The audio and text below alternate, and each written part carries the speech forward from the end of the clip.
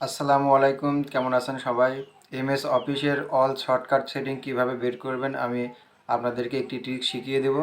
তো সর্বপ্রথম Microsoft office open করতে হবে এবং আপনাকে কিবোর্ড থেকে অল্টার এ প্রেস করতে হবে। কিবোর্ড থেকে অল্টার F8, দেখেন অল্টার F8 ক্লিক করলে আপনার পপ আউট মেনুতে ম্যাক্রো ওপেন হবে।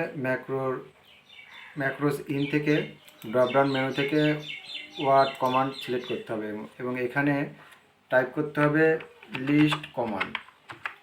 তো এখানে আপনি লিস্ট কমান্ড লিখে টাইপ করতে হবে।